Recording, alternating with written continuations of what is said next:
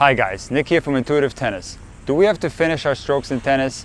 Whether it's the serve, the forehand or the backhand, isn't the ball already gone after we've made contact, and aren't we just basically decelerating the racket? So do we have to finish at all?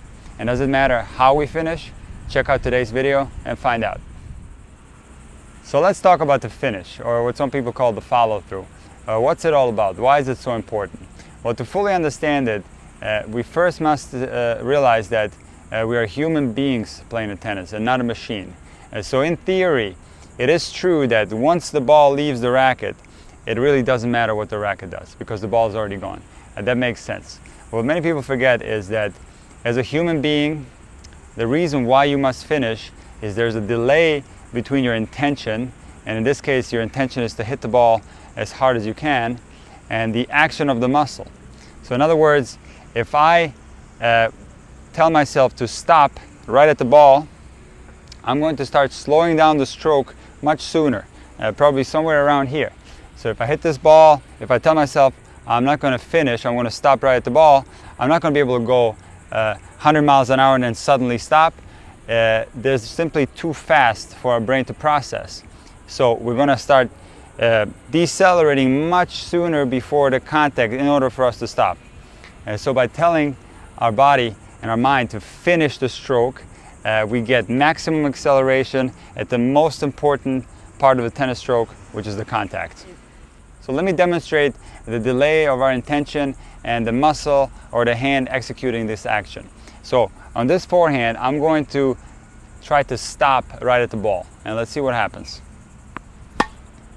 You see, I didn't actually even manage to stop completely at the ball. The racket still went like this, but I had to slow down this movement tremendously in order for me to stop somewhere around here. And so now if I tell myself I'm going to finish with my racket towards the back fence, I get free acceleration at contact. And there's no slowing down, it's one continuous motion, and I get my maximum speed. This concept works for any shot in tennis. I'm going to demonstrate the serve now. And I'm going to tell myself on this serve, I'm not going to finish, I'm just going to stop right at contact. So let's see what happens. Okay, so first of all, I wasn't able to stop right at contact. My racket still went to about right here. But for me to achieve this shortened finish, I had to slow down way prior to contact. And because this happens in such a short amount of time, these are milliseconds, I'm unable to do this consciously. So again, I have to tell myself I'm going to finish all the way across, all the way to my left side in order for me to gain maximum acceleration at contact. Something like this. So in this case, I finish all the way and I get maximum acceleration on my serve. So it is extremely important that you have the intention to finish your strokes. But is it important how you finish? Well, yes and no. And let's take the forehand as an example. So on the forehand, you're going to have your basic rally ball finish. In my case, it's the finish around the shoulder like this. This is something that you see on the WTA Tour. Most of the players on the WTA Tour have this around the shoulder finish like this. Even many ATP players like Djokovic will finish very often around the shoulder like this. However, if you have a finish like, let's say, Federer, where you wrap the racket around your elbow like this, this is fine too.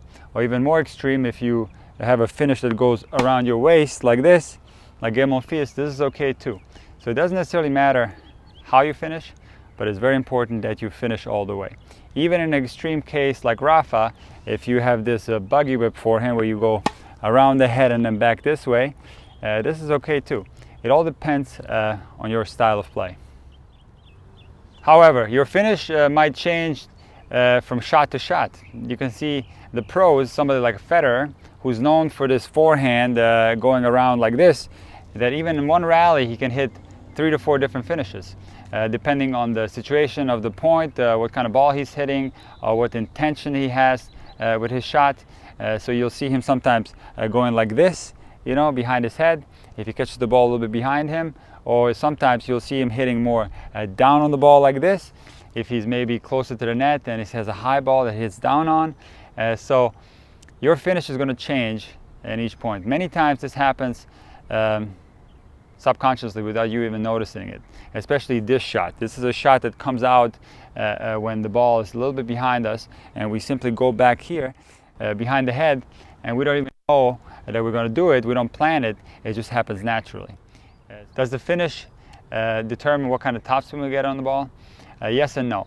So if we have a low finish, let's say for example the Gael Monfils finish that's really very horizontal and it goes around the waist like this, he still gets tremendous topspin on his forehand, because remember, topspin is determined by, if you look at the tip of my racket, if that tip of the racket goes forward, I'm not getting much topspin. I'm still getting some, but I'm not getting that much topspin like this. If the tip of the racket goes over the ball this way and then down, I'm still getting topspin. Not as much as Nadal. He goes very vertical. He has the tip of the racket go up like this and then back around his head like that. So that's a lot more RPMs being generated. But it doesn't necessarily mean that if you have a low kind of horizontal finish that you're unable to generate topspin. Maybe the trajectory of the ball might be a little bit lower, but you still can generate tremendous topspin with a low finish. Thank you guys for watching this video. Hope you enjoyed it. Please leave a comment in the section below. I'll make sure to answer. Like the video. Please subscribe if you haven't already, and I'll see you next time.